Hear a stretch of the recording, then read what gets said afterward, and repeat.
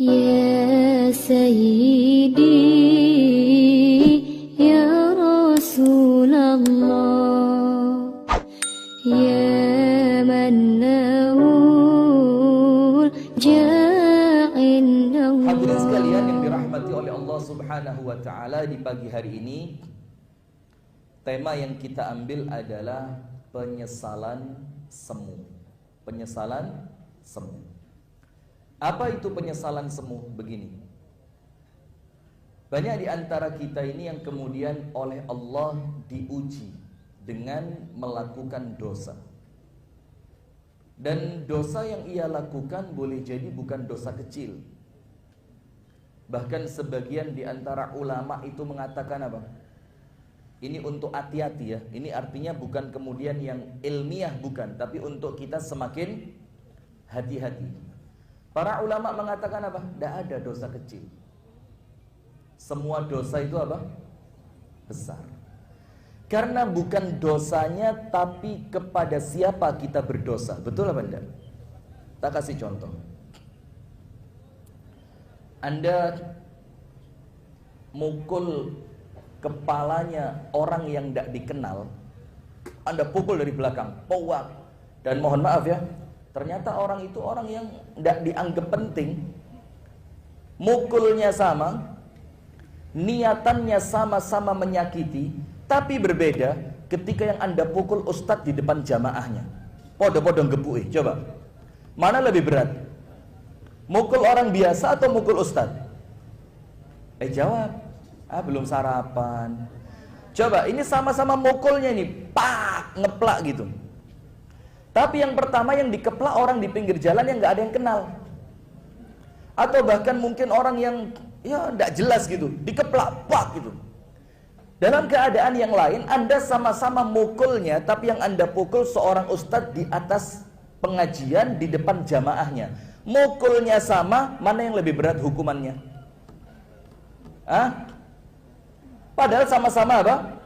Mukul. Nah, itulah kemudian sebagian analogi yang dibuat oleh para ulama yang mereka mengatakan tidak ada dosa kecil itu.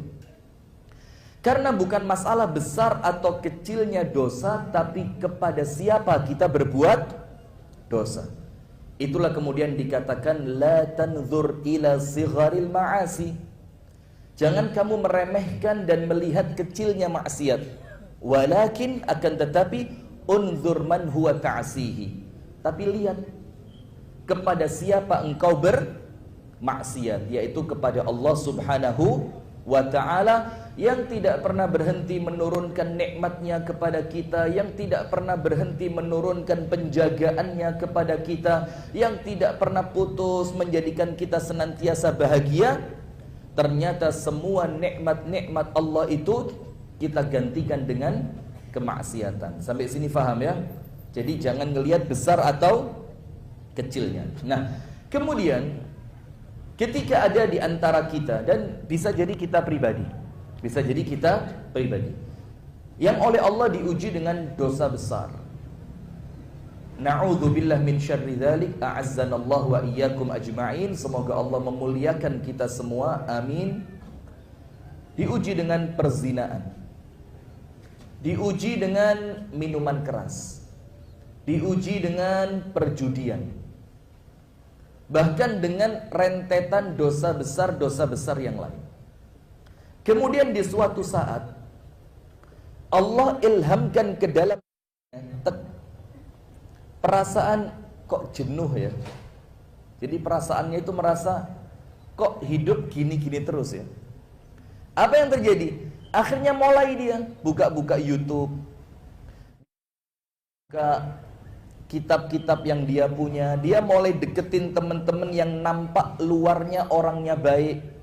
Akhirnya mulai muncul keinginan untuk bertaubat kepada Allah. Dan ingat loh ya, sinyal untuk tobat itu kalau nggak ditangkap dia akan lepas.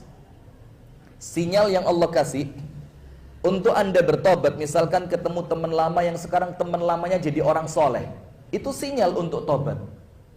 Atau mungkin kemudian yang sering kita baca di Facebook, tidak sengaja buka Facebook segala macam, tiba-tiba nyantol ke akun dakwah, ada tulisan-tulisan dakwah, itu sinyal untuk tobat.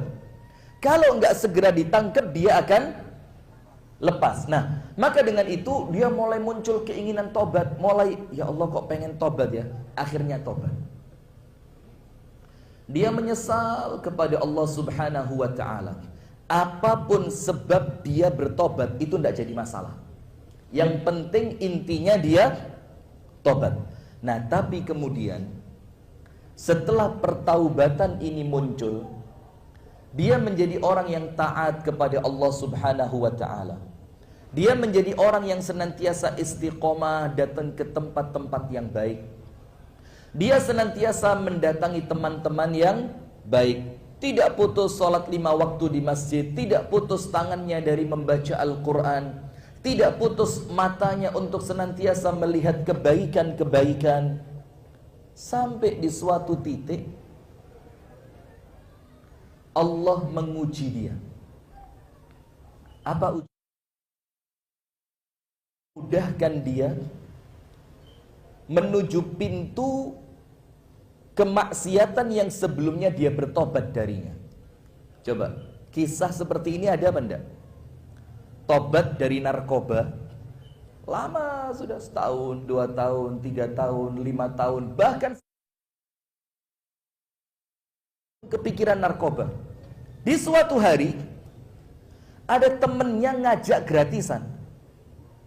Dalam keadaan tempat yang sangat aman, tidak ada orang lihat, segala kenikmatan pendukungnya ada. Dalam keadaan dia sudah sebelumnya apa? Tobat. Nah, disinilah ujian Allah itu muncul. Karena disebutkan oleh para ulama, ini tolong diperhatikan dengan baik. Ibu-ibu, yang kosong diisi dulu bu, jangan kesian panitia ngisi kursi terus di belakang ya. Jadi dicek di depannya yang ada kursi kosong diisi dulu. Karena ibu-ibu ini biasanya lungguh itu satu kursi kanan kiri harus kosong. Dia tidak mau di kanannya ada orang, kirinya rotok sumuk. Karena memang ya pengaruh fisik lah ya, memang itu difahami kok bu. Memang badan itu kalau sudah mulai melebar itu gampang ongkep gitu loh. Tapi ya tidak apa-apa lah daripada kedinginan dia. Jadi tolong yang di depannya masih kosong diisi. Itu kesian panitia bingung karena mau naruh kursi ketutupan mobil sudah. Nah, sudah ibu-ibu sekalian dan hadirin sekalian, bapak-bapak yang dirahmati oleh Allah. Nah, maka sekarang perhatikan. Ada satu ucapan dari para ulama yang ini disarikan dari Al-Quran dan disarikan dari Al-Hadith.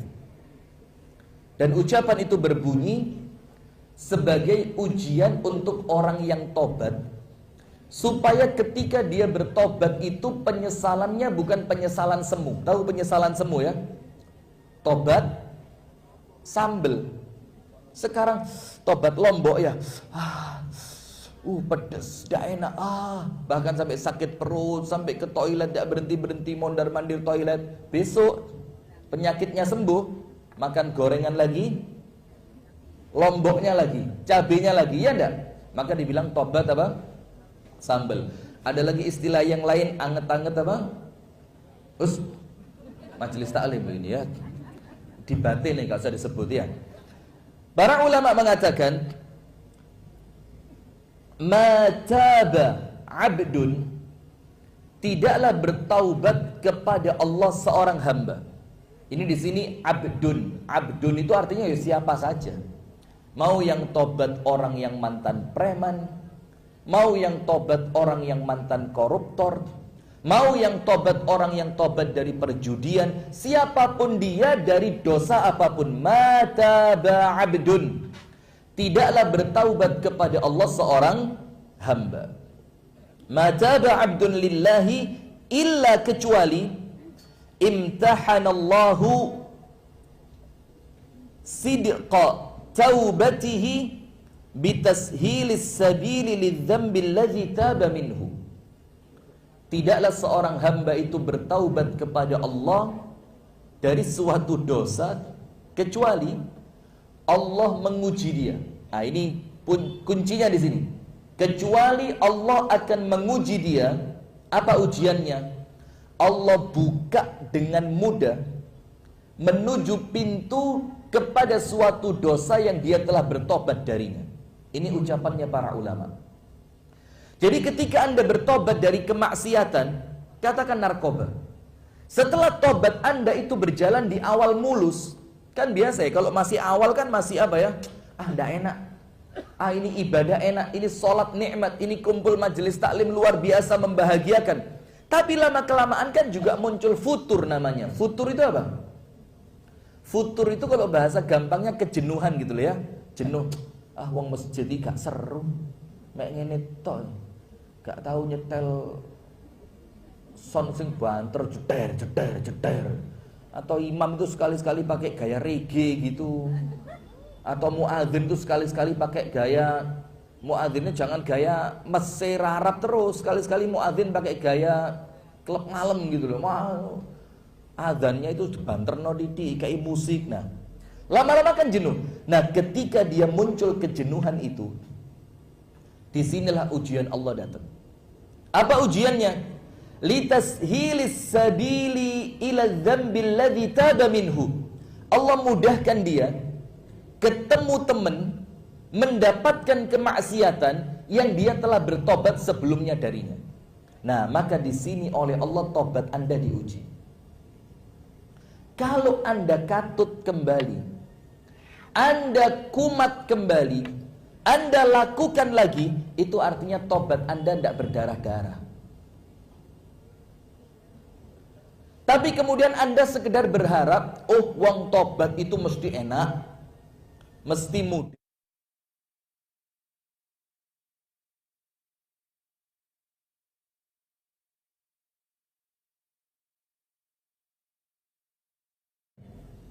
Coba, yang dari lahir iman, anak wong api, tinggal di keluarga yang api, hidup di masyarakat yang api, kemudian dia juga tumbuh kembang di pendidikan yang baik, dia kemudian kumpul dengan komunitas yang baik, menikah dengan pasangan yang baik, punya anak baik, itu pun sama Allah bakal diuji, padahal dia tidak pernah berdosa sebelumnya.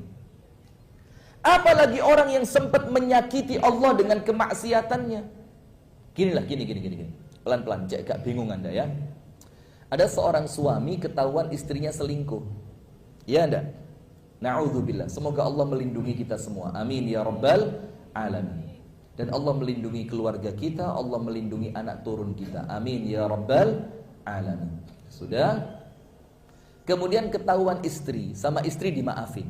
Kan istri itu baik ya? Masya Allah. Saya serius Bu. Silakan tanyakan Abu Shanum itu. Rata-rata yang jadi korban dalam rumah tangga itu perempuan. Iya, disuruh sabar, disuruh memaafkan, disuruh nerimo, disuruh pengertian. Iya benda? Iya, serius Bu. Silakan tanya itu Abu Shanum itu. Komen-komen yang masuk itu, atau curhatan yang masuk lewat inbox atau messenger, itu rata-rata perempuan yang disakiti suaminya. Suami saya tidak pulang, suami saya begini, suami saya jahat, suami saya suka mukul, suami. Maka saya pikir, pantas lah ya kalau kemudian perempuan-perempuan ini suka memenuhi majelis taklim itu pantas, karena pelarian. Sabar. Saya api pelariannya menuju majelis daripada pelariannya tidak jelas kan? Nah sudah. Maka setelah seorang istri tadi ngelihat suaminya dimaafkan dan suaminya tobat, saya mau tanya, langsung muncul kepercayaan atau tidak? Bu jawab. Belum pernah ya? Mudah-mudahan enggak. Na'udzubillah min dzalik. Tapi secara umum kan pasti seorang istri tetap dia perlu mengawasi, dia perlu ngecek. Kepercayaan tidak akan muncul seperti sedia kala sebelum dia ketahuan selingkuh. Betul apa enggak Bu? Itu manusia kepada manusia. Maka tentu istrinya pengen lihat, coba sih suami saya ini bener enggak dia tobatnya? Bener enggak dia ini nyeselnya? Bener enggak dia ini menyesalnya itu sungguh-sungguh apa tidak? Maka terkadang istri sesekali perlu ngecek. Coba sih dicek. Kalau dia jalan sama temennya dia ngapain? Bahkan kadang-kadang Istri itu sengaja ngecek, itu suami diajak ke tempat teman-temannya yang dulu. Apa reaksinya suami? Nah, itulah artinya bagaimana ketika seorang manusia ini selesai dia berbuat dosa, kemudian dia bertobat, itu tidak langsung kembali seperti semula. Maka dikatakan oleh ulama, ketika seorang hamba bertaubat kepada Allah, maka hati-hati. Ujian pertama tobat Anda, itu Allah ngetes Anda dihadapkan dengan kemaksiatan yang Anda telah bertobat sebelumnya, Anda tinggal atau Anda lakukan. Nah, kemudian berikutnya yang kita perlu tahu, kadang-kadang mohon maaf ya, orang itu kalau sudah tobat itu rotok ngalem. Jujur aja lah. Rotok apa?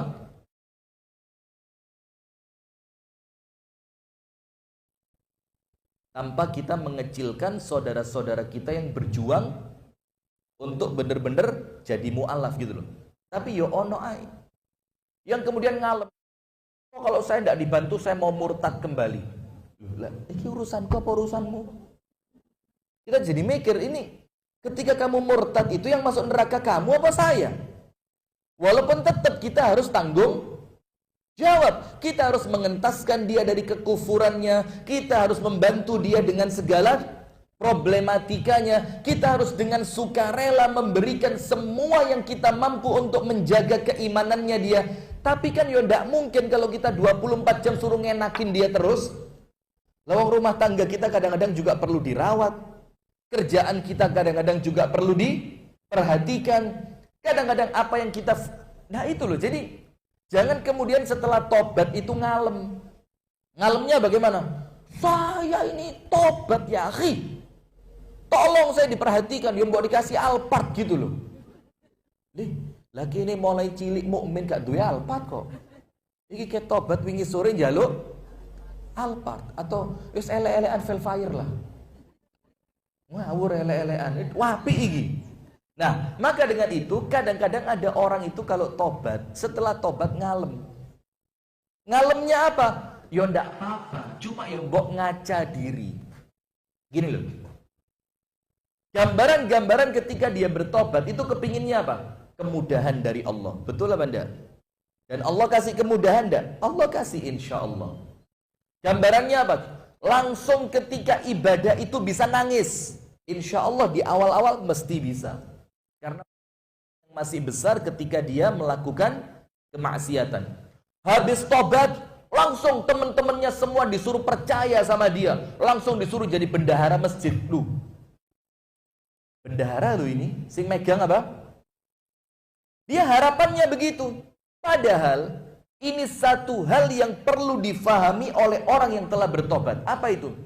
Allah kasih kesempatan Anda tobat. Itu sudah nikmat yang luar biasa, jangan nuntut berlebihan. Saya ulang ya. Anda itu dan kita ini, saya juga sama. Allah kasih kesempatan kita bisa mengucapkan astaghfirullah wa atubu ilaih. Itu sudah nikmat yang luar biasa, yang jangan nuntut nikmat-nikmat lain setelahnya. Wes api Anda sama Allah dikasih kesempatan tobat. Jangan lagi kemudian minta, ya Allah saya mau, ini saya kalau tobat gini kan, saya harus dikasih kemudahan ya Allah. Toko harus langsung lancar, istri harus langsung taat, anak-anak harus langsung berbakti sama saya. Tidak bisa. Anda yakini dulu, ya Allah, alhamdulillah ya Allah, Engkau beri kepada hamba kesempatan untuk tobat. Sehingga ini menunjukkan penyesalan dia ketika dia kemarin melakukan kemaksiatan dan sekarang melakukan ketaatan. Itu penyesalannya beneran. Sekarang begini, ada orang tangannya kebakar, kobong, gara-gara main apa? Yang kalau mau lebaran itu petasan, boom, tangannya terbakar.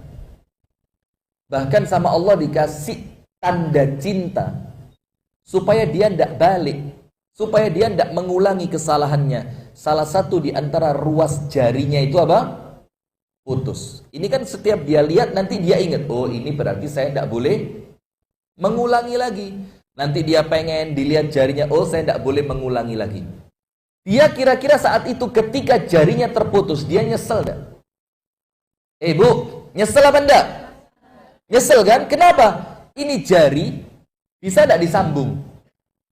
Iso nggih cor-coran yo elek dadi nih. Ya mosok dicor atau disambung pakai apa? Operasi plastik. Enggak akan sempurna. Tapi kemudian hadirin sekalian, ketika dia menyesal seperti itu, dan dia mikir sama Allah dikasih satu tanda di tangannya, maka penyesalan itu menunjukkan bahwa apa yang dia lakukan sebelumnya salah atau benar. Salah atau benar. Nah, maka keyakinan perbuatan yang aku lakukan ini salah, ini cukup menjadikan Anda tidak boleh ngulangi kemaksiatan itu. Nah, lah kok kemudian nyesel, Anda tobat, Anda merasa salah, perasaan yang Anda lakukan sebelumnya itu kesalahan, itu sudah muncul. Lah kok moro-moro dibaleni. Ini tobatnya tidak beneran ini. Ini penyesalan apa? Semu. Nah, maka dengan itu silakan perhatikan. Yang pertama, Anda cek surat Al-Baqarah ayat 54. Supaya Anda ngerti bahwasannya tobat kita sekarang ini tidak usah muluk-muluk minta kemudahan yang macam-macam. Iso tobat iku wis apik. Jangan ngalem mari tobat minta ini minta itu. Wis lah, iso tobat iku wis apik. Perhatikan. Ucapannya Nabi Musa alaihi salam kepada Bani Israel. Nabi Musa mengatakan, "A'udzubillahi minasyaitonir rajim. Wa idz qala Musa liqaumihi ya qaumi innakum zalamtum anfusakum bittikhadhikumul ijla." Wahai kaumku, sesungguhnya kalian telah melakukan apa? Kezaliman terhadap diri kalian sendiri. Dengan apa? Dengan kalian menjadikan al-ijl, anak sapi, sebagai Tuhan kalian. Ingat ceritanya ya. Jadi Nabi Musa pergi meninggalkan kaumnya selama 40 hari. Kemudian ketika Nabi Musa balik, kaumnya menyembah apa? Nah ini Masya Allah kan jadi lucu ya. Kalau binatang yang bisa kena penyakit mulut dan kuku dijadikan Tuhan. Ya apa? Kemarin kakak saya yang dokter itu kena bisul di lututnya. Wabuh gede, gak iso nyetir, gak iso melaku, gak iso obah. Di dengkul. Saya komen di grup, ini bisul gak tahu diri. Kok nggak takut dia nyerang dokter itu loh, apa gak wedi disuntik ini. Nah sama seperti ini kira-kira ya. Nah sudah, ini ada binatang yang sakit itu loh, nggak bisa ngobati dirinya sendiri, nggak bisa menyelamatkan dia dari penyakit. Lah kok dijadikan apa? Tuhan. Nah sekarang begini, Nabi Musa mengatakan, wahai kaumku, kalian telah zalim terhadap diri kalian sendiri dengan kalian menjadikan al-ijla sebagai Tuhan. Terus Nabi Musa bilang apa? Fatubu ila bari'ikum. Maka sekarang mumpung masih ada kesempatan. Bagaimana kesempatannya? Ayo segera apa? Tobat. Nah kita sama bu. Ini sekarang kesempatan bukan? Coba. Yang tadi malam habis bermaksiat, yang bulan lalu bermaksiat, yang bahkan bekas-bekas kemaksiatan itu masih nempel di tubuh kita. Coba, ini sekarang kita mendengarkan ceramah semacam ini, kita dikumpulkan di tempat seperti ini kesempatan atau bukan? Saya mau tanya, kira-kira nanti siang kesempatan itu pasti masih ada atau bisa jadi sudah lewat kesempatannya? Insya Allah kok enak. Coba, kesempatan ini sekarang yang Allah dudukkan kita di majelis ini seperti sinyal yang Allah bilang, ayo sekarang. Urusan nanti terulang lagi, itu sudah jangan dipikir dulu. Yang penting sekarang istiqomah, fokus, ikhlas, serius, tobat. Maka Nabi Musa mengatakan kepada kaumnya apa? Sekarang, fatubu, sekarang tobat dulu. Ila bari'ikum, kepada Allah subhanahu wa ta'ala, kepada pencipta kalian. Tapi hadirin, tidak berhenti sampai situ. Apa syariat umatnya Nabi Musa Bani Israel setelah mereka tobat? Fatubu ila bari'ikum faqtulu anfusakum, bunuh diri.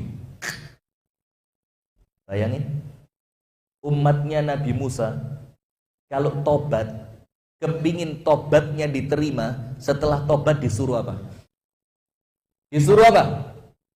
Bunuh diri. Berat atau ringan? Coba. Ini umatnya siapa? Tobatnya sama Allah baru diterima kalau mereka menunjukkan kesungguhan tobat itu dengan apa? Bunuh diri. Anda tahu orang Jepang?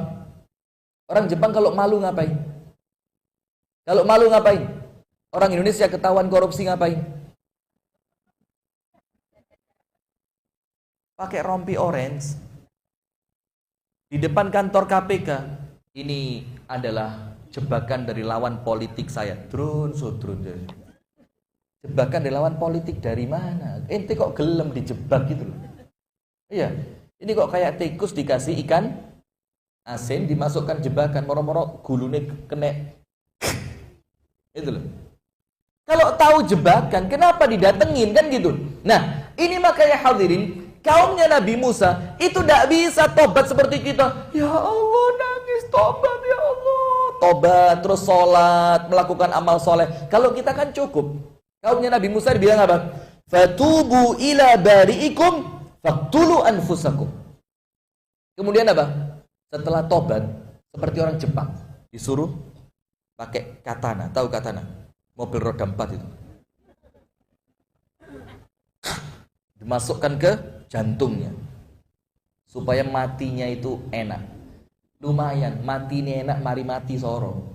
Mendingan kita mati rotok gak enak, mari mati enak. Ini golek coro mati sing enak. Jadi dia nusuk itu ada teorinya, Bu, tidak sembarangan. Mau tak uruk ya?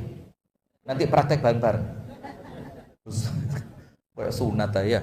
Itu didorong ke atas gini. Dan nanti sampai di atas diputer dikit. Supaya apa? Jantungnya itu langsung pecah. Nah, kalau jantungnya sudah pecah mau ngapain? Nah, nanti jangan dipraktekkan loh ya. Nanti saya takut masuk berita radar Kediri. Setelah pulang pengajian mempraktekkan cara bunuh diri. Dicari ustadznya nanti. Waduh, masuk kantor polisi saya. Antum ceramah apa kemarin? Udah, Pak. Saya tidak ceramah kemarin, saya guyon aja itu. Nah, sudah hadirin, ini kaumnya Nabi Musa. Tidak seperti kita, enak lah kita di mari tobat langsung kepingin taknes, duduk santai, masuk masjid orang tiba-tiba langsung percaya, usaha langsung lancar, istri langsung soleha. Istri Anda aja tidak langsung percaya kok. Iya apa enggak? Nah, maka di kaumnya Nabi Musa, faqtulu anfusakum, disuruh bunuh apa? Bunuh diri. Kemudian disebutkan lagi, kenapa sih orang itu setelah tobat? Allah pengen tahu tobatmu ini nyeselnya beneran atau penyesalan semu. Tujuannya apa? Disebutkan dalam yang pertama tadi surat Al-Baqarah ayat berapa? 54. Yang kita bersyukur, kita itu tobat, kita itu nyesel, tidak seperti kaumnya Nabi Musa setelah tobat disuruh apa? Bunuh diri. Antum disuruh bunuh diri? Tidak, cuma disuruh amal soleh. Sekarang Surat Ali Imran ayat 179. Surat Ali Imran ayat berapa? 179. A'udzu billahi minasyaitonir rajim. Ma kana Allah liyadhral mu'minina 'ala ma antum 'alaihi. Allah itu tidak akan membiarkan orang beriman itu enak-enak terus. Dah. Orang beriman itu pasti diuji atau tidak? Ujian kadang-kadang datang dari siapa? Datang dari orang lain. Dan tidak jarang datang dari keluarga kita sendiri. Ada seorang nabi diuji dengan istrinya. Ada seorang nabi diuji dengan anaknya. Ada seorang nabi diuji dengan kaumnya. Dan kita pun sama. Bisa jadi ujian lewat susahnya ekonomi. Maka ya sing sabar. Kenapa? Dulu Anda terlalu nikmat ketika bermaksiat. Masa sekarang ketika tobat diuji sedikit ngalem? Ngerti? Dulu waktu maksiat coba, narkoba tiap malam. Gue mabok nih, bro, macem-macem lu tonjok bro. Dulu waktu mabuk, waktu maksiat, nikmat tiap malam ganti perempuan. Na'udzubillah. Tiap malam ganti, bro, barang baru bro. Keren. Iya, baru di sini, lawas di sana. Iya enggak? Dulu nikmat luar biasa, mabuk, narkoba, jalan-jalan sama perempuan, karaoke, nyanyi, linting daun. Enggak tahu. Nah, kurang gaul Anda. Dolanmu kurang adoh. Overdosis. Tahu enggak lagunya itu kan?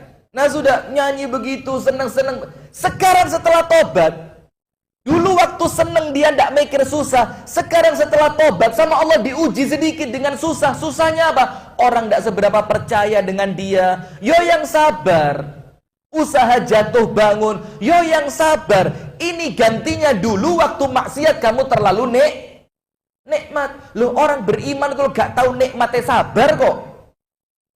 Loh, mosok yang pasca maksiat, yang pasca berdosa besar, yang pasca dia melakukan kedurhakaan kepada Allah, tiba-tiba ngalem jalur di enak-enak. Coba dari mana ini? Maka Allah pengen lihat penyesalanmu itu benar atau semu. Nah, maka Allah katakan dalam Al-Quran, dalam surat Ali Imran 179, "Ma kana Allah liyadharal mu'minina ala ma antum alaih." Allah tidak akan biarkan orang-orang beriman itu enak-enakan terus. Berarti apa ya Allah? Terkadang ada yang sama Allah dikasih ujian, usahanya bangkrut, maka dia harus banyak-banyak tirakat. Allah uji dia mungkin dengan rumah tangga anaknya yang kemudian rumah tangganya kurang harmonis. Mungkin uji dia dengan gangguan dari tetangganya. Mungkin dia diuji, maaf loh ya, orang yang baru tobat itu kadang-kadang diuji dengan apa? Pandangan sinis orang lain kepadanya. Ya sudah, dinikmati saja. Kadang-kadang diuji dengan apa? Ketika dia masuk masjid, itu takmir langsung bisik-bisik. Kotak, simpen, kotak. Kotak amal, singgah, hati-hati. Sing itu. Bahaya loh ini. Iki itu kok kono moro-moro kotak hilang loh. Jangan terulang 2 kali. Nah, itu ujian. Jangan ngalem. Oh, poin aku tobat mlebu masjid diwasno sinis. Loh, yang sabar. Loh, kamu tobat kok ngalem. Loh, kamu tobat kok manja. Tobat harus apa? Harus kuat, harus tough. Merek mobil lagi tough. Harus kuat gitu loh. Nah, sudah. Kemudian Allah bilang apa? Allah tidak akan biarkan kamu seperti itu terus. Tapi bagaimana? Hatta yamizal khabitha minat thayyib.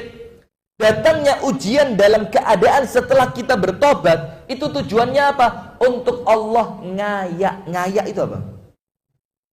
Ngayak itu apa? Nyaring. Untuk Allah nyaring. Allah pengen lihat mana orang-orang yang betul-betul jujur dengan tobatnya. Mana orang yang benar-benar menyesal dengan kemaksiatannya. Mana orang yang benar-benar kepingin jauh dari keburukannya. Dan mana orang-orang yang tobatnya itu semu. Mana orang-orang yang tobatnya itu cuma main-main. Mana orang-orang yang penyesalannya itu penyesalan yang tidak sungguh-sungguh. Maka dengan itu sama Allah dikasih ujian. Ujiannya apa? Kadang-kadang dilihat sinis sama orang lain. Ya sudah.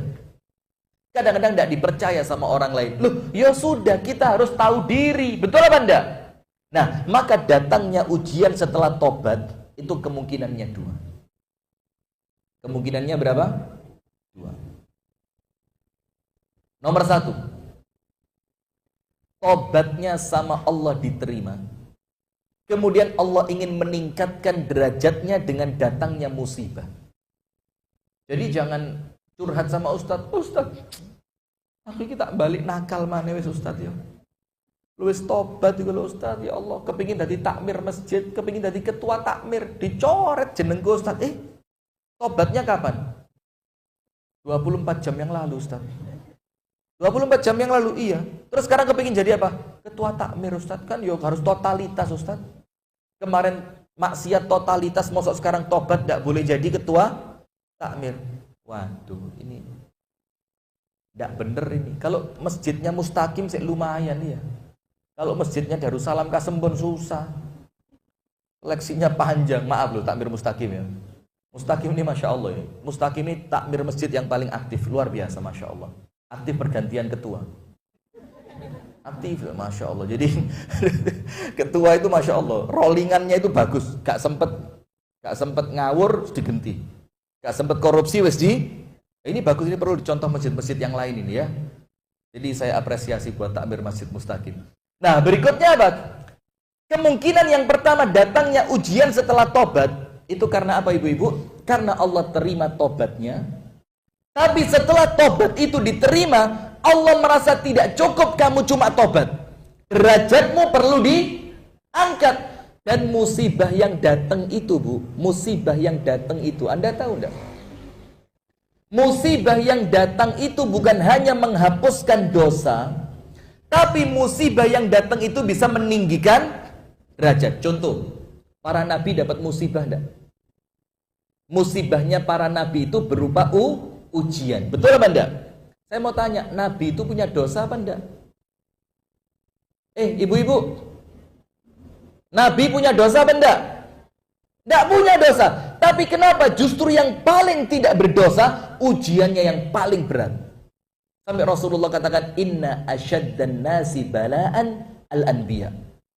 Orang yang paling berat ujiannya di dunia ini adalah para nabi. Dalam keadaan mereka tidak punya dosa. Sekarang saya mau tanya, terus hikmahnya apa? Kok para nabi yang tidak punya dosa sama Allah diuji dengan ujian yang berat? Supaya nanti pantas menduduki surga yang paling tinggi.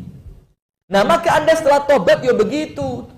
Jangan Anda merasa, yo apa sih tobat kok ngini. Tunggu dulu. Tobatmu diterima, insya Allah. Husnudzon, baik sangka kepada Allah. Tapi Allah ingin menjadikan derajatmu itu melampaui orang-orang yang tidak pernah maksiat. Bagaimana caranya? Kamu pernah maksiat, mereka tidak pernah maksiat, mereka terus di masjid. Supaya derajatmu bisa sama seperti mereka, Allah kasih fasilitas. Fasilitasnya apa? Ujian. Istri yang tidak setaat dulu, ya pantas. Anak-anak yang tidak terlalu respect dengan bapaknya gara-gara bapaknya pernah ketahuan jahat, ya pantas. Tidak usah kecil hati. Boleh jadi dengan ujian itu Allah Ta'ala akan menjadikan derajat antum bisa mengungguli orang-orang yang tidak pernah maksiat. Nah, maka kemungkinan pertama, datangnya ujian setelah tobat itu bukan karena tobatnya tidak diterima, tapi karena apa? Karena Allah ingin menjadikan derajat Anda setelah tobat semakin tinggi. Kemungkinan kedua, apa hadirin? Sekarang dicek. Anda sholat tahajud tiap malam. Pas kehidupan lagi enak, rumah tangga pas baik-baiknya, ekonomi pas lancar-lancarnya, fisik pas sehat-sehatnya, tahajud. Dibandingkan Anda sholat tahajud ketika rumah tangga lagi amburadul, anak besok bayar uang ujian, tidak ada uang, kemudian kesehatan di ujung tanduk. Kira-kira tahajudnya, keadaan yang pertama yang enak sama keadaan kedua yang penuh ujian, lebih khusyuk yang mana? Lebih khusyuk yang mana? Saya mau tanya sekarang, Allah itu kepingin Anda ibadahnya khusyuk atau main-main? Jawab dulu, pelan-pelan. Sing yakin loh, yang yakin. Saya ulang. Sholat tahajud, pas keadaan semuanya nyaman, tidak ada ujian belas. Dibanding sholat tahajud, pas ujian penuh, kepinginnya banyak. Kira-kira tahajudnya lebih khusyuk yang mana? Yang kedua kan? Sekarang saya mau tanya, Allah pencipta kita, kepingin ibadah kita itu khusyuk atau main-main?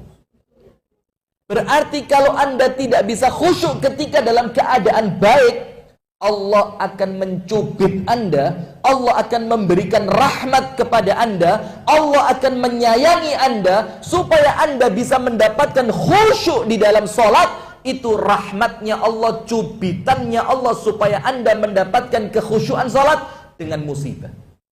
Betul apa enggak? Nah, maka kemungkinannya dua ini. Karena ada orang-orang itu uripe enak, lalai. Ada apa enggak?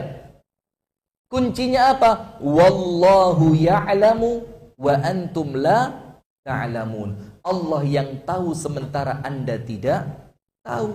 Maka disebutkan di dalam hadis qudsi, itu ketika Allah Ta'ala menjelaskan mengenai firman Allah Ta'ala dalam Al-Quran, walau basatallahu rizqa li'ibadihi labaghaw fil ardi walakin yunazzilu biqadarin ma yasha. sekiranya semua orang sama Allah dibikin kaya raya, maka dia akan berbuat kerusakan di muka bumi. Dia akan angkuh dia. Kalau orang itu sama Allah terus dibikin kaya, enak terus, bahagia terus, maka khawatirnya nanti jadi seperti raja siapa? Fir'aun. Bahkan Raja Fir'aun itu dikatakan jangankan sakit, bersin tidak pernah. Wahing itu loh tidak pernah, saking sehatnya. Akhirnya dia merasa sakit tidak pernah, miskin tidak pernah, diperintah orang. Nah maka kita ini kadang-kadang diperintah itu yo, cara Allah didik kita supaya kita ini ngerti saya bukan siapa-siapa. Diperintah orang tidak pernah Fir'aun ini. Takut sama orang juga tidak pernah. Bahkan dia yang ditakuti. Hasil akhirnya apa? Kayaknya saya ini Tuhan. Sampai terakhir dibiarin sama Allah, dibiarin sama Allah, dibiarin sama Allah. Terakhirnya sampai bukan merasa Tuhan, tapi apa? Aku ini Tuhan yang paling keren. Ana rabbukumul a'la. Nah, ada orang-orang yang seperti itu, Bu. Ketika hidupnya enak terus, sholatnya tidak pernah nangis, tidak pernah ingat sholat tahajud, tidak pernah ingat puasa Senin Kemis, tidak pernah ingat dia pernah dosa sama temennya sehingga dia pengen minta maaf. Maka sama Allah dikasih rahmat dengan musibah. Ketika dia kena musibah, istri pulang ke rumah orang tuanya. Atau na'udzubillah, anak-anak sama Allah diuji dengan ujian berat. Rumah yang sebelumnya kita banggakan, na'udzubillah min syarri dzalik, tiba-tiba dijabel bam. Entek sudah. Teman-teman yang dulu senantiasa ngompol sama kita, tiba-tiba teman itu semuanya apa? Pergi. Saat itu mulai muncul perasaan, oh ternyata dunia tidak ramah kepada saya. Langsung muncul seperti Nabi Ayub alaihi salam. Apa Nabi Ayub mengatakan? Anni massaniyadh-dhurr wa anta arhamur rahimin. Ya Allah, kok terus ya ujian ini tidak berhenti? Teman jauh, istri pergi, anak-anak durhaka, rumah tidak punya. Aku mau lari kemana? Baru kemudian larinya kepada siapa? Allah. Nah, maka kemungkinan yang kedua itu boleh jadi kemungkinan yang pertama tobatnya diterima, tapi kemudian Allah ingin menambah derajat Anda dengan musibah. Atau kemungkinan yang kedua, Allah lihat bahwa kalau Anda tidak dikasih musibah, kalau Anda dienakin terus, Allah kesian kalau nanti Anda kembali melakukan maksiat. Maka sama Allah pintu-pintu untuk Anda melakukan kemaksiatan itu ditutup. Apa yang terjadi? Rezekinya disempitkan. Karena kalau rezekinya luas, khawatir balik. Rumah tangganya dibikin banyak masalah. Supaya apa? Supaya Anda tidak kepikiran maksiat, Anda hanya fokus memperbaiki rumah tangga. Nah, maka itulah hadirin, jangan sampai penyesalan kita ini penyesalan semu. Nah, tapi ada sisi yang kedua. Ingat, orang yang tobat itu tidak boleh selalu dipandang sinis. Ini sisi yang kedua ya. Sisi yang pertama, sing tobat ojo ngalem. Jangan apa? Ngalem. Kepingin langsung dicintai, kepingin langsung dipercaya, kepingin langsung mendapatkan kemudahan. Tunggu dulu, belum tentu. Tapi di sisi yang lain ingat, kita yang melihat orang tobat, jangan terlalu mengedepankan suudzon. Jangan seakan-akan tidak memberikan kesempatan kepada orang yang tobat. Memang benar kesalahannya besar, iya kita tahu. Memang benar kesalahan dia terulang, iya kami tahu kesalahannya dia terulang. Loh, memang benar yang disakiti orang banyak, iya kami tahu yang kamu sakiti itu orang banyak. Tapi begini, bisa enggak kemudian orang yang tobat itu betul-betul taubatan nasuha? Bisa apa enggak? Yang kemudian kalau kita mencelakai dia dengan mata kita, maksudnya apa? Ono wong tobat terus mlebu masjid, kita celakai dia dengan pandangan sinis. Bisa jadi pandangan sinis kita itu menjadikan dia kembali pada kemaksiatannya. Mau tahu dalilnya? Begini. Ada seorang laki-laki di zaman Rasulullah Sallallahu Alaihi Wasallam. Ini sering kita sampaikan, dan ini bukan untuk orang yang tobat untuk gampang no tobat tuh ya. Hati-hati, jangan salah paham. Saya ulang, ini bukan untuk supaya orang yang tobat itu merasa gampang no tobat, bukan. Tapi apa? Untuk orang yang melihat orang lain yang selesai dari tobat. Begini. Seorang laki-laki di zaman Rasulullah Sallallahu Alaihi Wasallam melakukan kemaksiatan. Kemaksiatannya apa? Minum khamr. Dan Anda kan tidak tahu bagaimana beratnya dia meninggalkan khamr itu kan? Kita ini kan kadang-kadang taunya wes sing penting wes tobat. Anda tidak pernah tahu bagaimana kerja kerasnya dia meninggalkan maksiat itu. Anda tidak pernah tahu bagaimana beratnya jiwanya dia untuk menghindari kemaksiatan itu. Anda tidak tahu cemoohan dia dari teman-teman dia yang dulu bermaksiat bareng dia. Kita kan tidak tahu. Kita kan taunya pokoknya ente kudu tobat. Lek wis tobat kudu istiqomah. Kita tidak tahu dia bagaimana digunjing sama temennya. Kita tidak tahu bagaimana dia diancam sama temennya. Kita tidak tahu hadirin, orang-orang yang berhenti dari narkoba itu, sel-sel sarafnya dia itu narik terus. Ayo mana. Kita tidak tahu. Nah, maka salah satunya apa? Orang yang meninggalkan minum minuman keras. Sudah. Di zaman Rasulullah ada seorang sahabat ketangkep, ceret. Ketangkepnya karena apa? Mabuk minuman keras. Ditangkep, ditunggu sampai sadar, kemudian apa? Dihukum cambuk, dipukulin. Setelah itu dia nyesel, dia tobat. Apa yang terjadi hadirin? Selang berapa waktu, kumat. Dia mabuk lagi. Tapi lucunya orang ini ketika mabuk yang dicari Nabi Muhammad ini bukan ulo marani gepuk loh ya. Wong mabuk kok goleki Nabi? Ini bukan ulo marani gepuk, karena betul-betul dari dalam hatinya itu kecintaannya kepada Nabi Muhammad. Akhirnya sama sahabat ditangkap lagi. Ini ya apa sih kok terulang lagi? Ditunggu sampai sadar, dimasukkan ruangan seperti penjara gitu. Setelah itu kembali dihukum cambuk. Tobat dia. Nangis tobat. Berhenti lagi dia kan. Sudah, setelah itu apa yang terjadi? Tidak berapa lama, selang berapa waktu, ternyata kumat maneh, ketahuan lagi mabuk, dicambuk lagi, sampai kejadian itu berulang berkali-kali. Sampai titik terakhirnya apa? Para sahabat Nabi mangkel sama orang itu.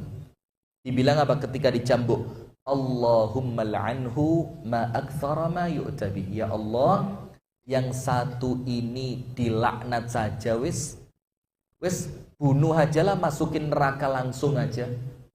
Kenapa kok sahabat ini sampai tidak kuat nahan lisannya? Gara-gara keterlaluan. Kok balik maneh?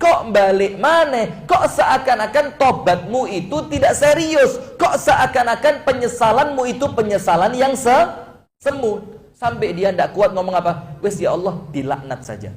Nabi Muhammad dengar, Bu. Dan Nabi Muhammad itu paling penyayang kepada umatnya. Betul apa enggak? Sudah, Nabi Muhammad bilang apa? 2 riwayat. Riwayat yang pertama dikatakan, La tal'anuhu. Wahai para sahabat, temanmu yang tobat kumat, ini jangan dilaknat. Kenapa? Aku, kata Nabi Muhammad, melihat dia. Di dalam hatinya aku lihat, dia adalah orang yang cinta kepada Allah dan cinta kepada Rasulnya. Dibelani sama Nabi Muhammad. Di sini artinya apa? Orang yang tobat kumat, itu Nabi Muhammad saja belani. Mosok Anda mencela? Allah saja nunggu terus selama kesempatan itu ada. Mosok Anda tidak kasih kesempatan? Nah, dalam riwayat yang lain apa Nabi Muhammad katakan? La tu'inu syaitana ala akhikum. Tolong, kata Rasulullah kepada para sahabat, jangan bantu setan untuk menjerumuskan sahabatmu ini. Apa maksudnya? Kalau dia tobat, lu yo ayo diterima dengan lapang dada. Ayo dirangkul, jangan bantu setan. Apa bantu setan maksudnya? Jangan sampai dia yang niat tobat, kalian curigai dia, kalian sinis sama dia, akhirnya dia merasa, wes gak usah tobat lah, saya tak maksiat saja. Ini setan seneng. Kenapa? Itu seakan-akan bantu setan, bukan bantu temenmu. Kalau kamu mau bantu temen yang tobat tadi, tarik tangannya, jemput ke masjid, bantu kebutuhannya, sayangi dia, doakan di dalam sholat dan ibadahmu. Jangan malah tenan pora. Kaya wis ping 3 lho iki, Mas. Engko balik maneh. Alah nang masjid. Tenono ae. Aku wis ngitung kok, paling banter saulan 17 dino. Paling banter. Sampai dinone iku lho diitung. Saulan 17 engko saulan dino ke 18 wis balik kok. Titenono. Lah, ini kata Nabi Muhammad nolong siapa? Nolong setan. Nah, itu yang pertama, untuk kita yang melihat orang yang tobat kumat, tobatku terus kasih kesempatan. Yang kedua apa? Saya mau tanya, hadirin, melakukan tobat kemudian kumat itu bisa terjadi sama orang lain, betul apa enggak? Bisa. Tapi untuk kita bisa terjadi enggak? Artinya ketika kita melakukan kesalahan, kemudian kita tobat, kemudian kesalahan itu terulang, kemudian kita tobat lagi. Kita kepingin enggak orang lain juga nerima kita apa adanya? Kepingin? Maka orang lain pun sama. Ketika dia tobat sungguh-sungguh, dia juga kepingin diterima seperti ketika Anda tobat kepingin diterima. Maka jangan nutup pintu, yang pintu itu sama Allah dibuka lebar-lebar. Saya kasih satu cerita sebagai penutup, dan cerita ini diambil dari hadis yang sahih. Diambil dari mana? Hadis yang sahih dan disahihkan atau dihasankan oleh Al-Imam Al-Albani, Al-Syeikh Al-Albani. Ceritanya begini. Ada 2 orang, Bu, Pak, sahabatan. 2 orang ini apa? Sahabat dekat banget. Yang satu ahli masjid, yang satu ahli maksiat. Sahabat yang ahli masjid ini tidak pernah lupa mendatangi temannya yang ahli maksiat. Tidak pernah lupa, didatengin terus, diingetin, yuk tobat yuk. Sudah waktunya kita datang kepada Allah. Eman, kalau kamu terus-terusan tobat. Temennya ngamuk. Temennya bilang apa? Khalini wa rabbi, kamu tidak usah ngurus saya ya. Ini urusan saya dengan Allah. Gak usah melok-melok. Coba. Temennya tapi tetap telaten. Lain waktu didatengin lagi. Ayo tobat yuk. Mosok ndak bosen maksiat terus. Umur juga tambah tua. Siapa tahu sebentar lagi kita bakal mati. Ayo tobat, ayo ibadah, masuk masjid. Temennya ngamuk lagi. Khalini wa rabbi, ndak usah melok-melok. Ini urusan saya dengan Allah. Lapo kon melok-melok, duit-duitku. Maksiat sing tak gawe maksiat yo awakku. Lapo kok kon melok-melok. Temennya pulang. Selang berapa lama didatengin lagi sama temennya. Ayo tobat yuk. Ayo tobat. Ayo istighfar. Ayo ibadah. Siapa tahu umur kita tinggal sedikit. Temennya balik lagi. Khalini wa rabbi, biarkan saya dengan Allah. Lapa kon melok-melok. Sampai akhirnya temen yang ahli ibadah ini mangkel. Sakjane dipikir-pikir yo pantes kan. Wong diapi-api, ditekani, diilingno, kok gak sadar-sadar.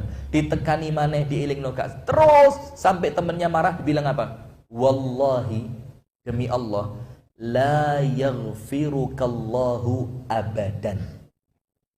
Demi Allah, orang semodel kamu ini tidak akan diampuni sama Allah selamanya. Coba, dia bawa nama siapa? Allah. Wallahi dibilang, ini hadisnya sahih. Wallahi, orang semacam kamu tidak akan diampuni Allah selamanya. Ketika omongan itu keluar, hadirin, apa yang terjadi? Allah tidak terima. langsung dua orang ini diwafatkan bersamaan. Yang maksiat dan yang sedang dakwah tapi caranya salah tadi, mati bareng. Setelah mati dibangkitkan di hadapan Allah. Terus Allah tanya, man dzalladzi yata'ala 'alai bi an la aghfira ahadan min ummati. Siapa tadi yang barusan saja ngomong, sumpah pakai namaku bahwa aku tidak akan mengampuni seseorang? Siapa? Allah tanya. Terus yang ahli ibadah angkat tangan, saya ya Allah. Terus sama Allah ditanya, kok berani kamu bersumpah pakai namaku bahwa aku tidak akan mengampuni seseorang, padahal ampunan itu adalah milikku yang paling besar, kata Allah.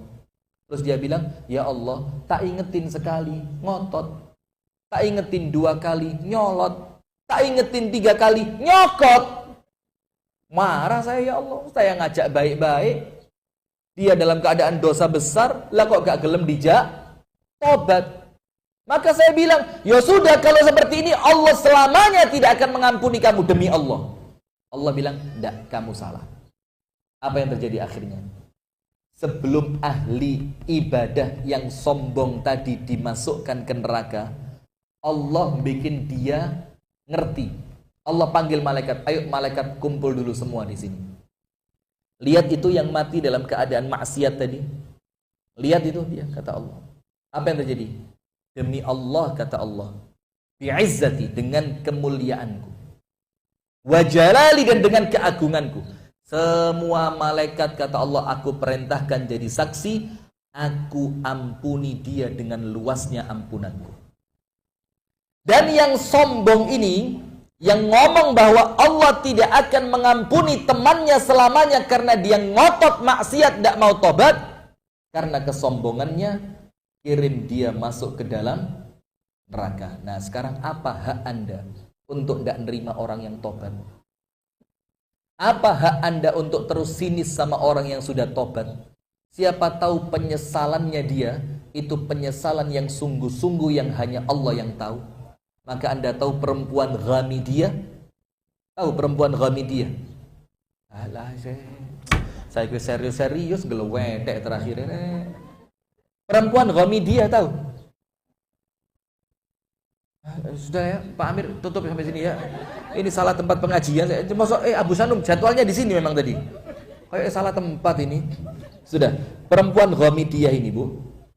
Insya Allah semuanya tahu ceritanya. Cuma mungkin kata-kata Ghamidiyahnya itu bikin Anda bingung. Sopo sih ini? Perempuan yang berzina akhirnya hamil. Setelah dia hamil, dia nyesel. Dia datang sama Rasulullah, ngaku dan minta dihukum rajam. Dihukum rajam itu apa?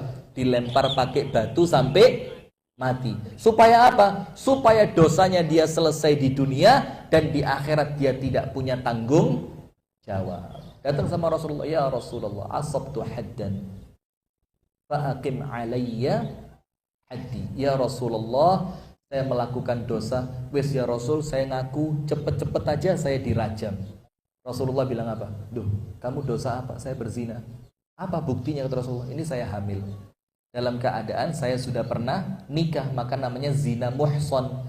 Zina muhson itu orang yang zina dalam keadaan dia sudah punya pasangan. Rasulullah bilang, enggak, saya tidak mau.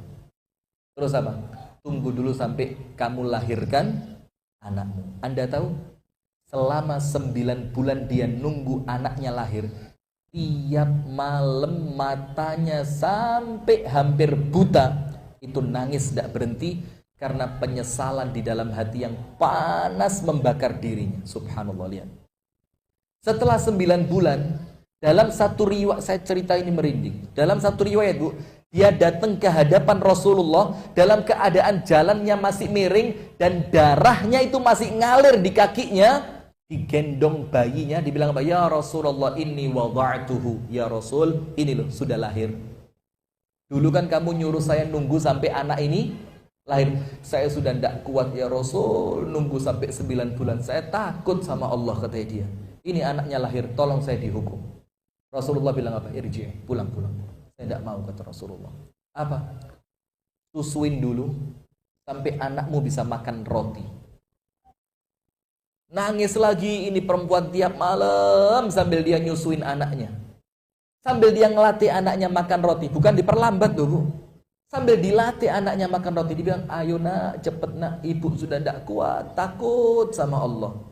Kasih roti sampai detik terakhir, itu anaknya bisa makan roti. Ketika dia lihat anaknya bisa makan roti, Bu, cepet-cepet dibawa ke hadapan Rasulullah. Ya Rasulullah, akalal khubs. Ini anak sudah bisa makan roti. Ini buktinya, diambil roti, dimasukkan ke mulutnya, ternyata anaknya sudah mulai bisa apa? Ngunyah. Fa'akim alayya haddi, maka ya Rasul, hukum saya sekarang, saya sudah tidak kuat ya Rasul. Akhirnya kata Rasulullah, ya sudah, ambil anaknya, cari siapa yang mengasuhnya.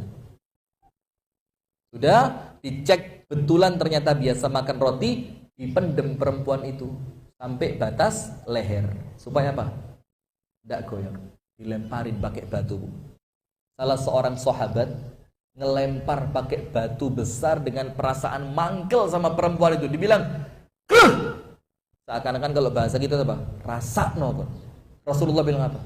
Tamahan. Jangan kata Rasulullah. Yang baik sama perempuan ini. Perempuan ini sudah tobat. Yang kalau tobatnya itu dibagi untuk penduduk Madinah, wong sak Madinah dikei tobatnya dia, maka untuk penduduk Madinah tobatnya satu orang ini cukup. Coba lihat. Siapa yang tahu? Tidak ada yang tahu kan? Nah, maka ada dua sisi. Sisi yang pertama, untuk orang yang tobat, jangan ngalem, jangan manja. Allah menguji kamu untuk meningkatkan derajatmu. Allah menguji kamu untuk supaya kamu istiqomah di jalan tobat.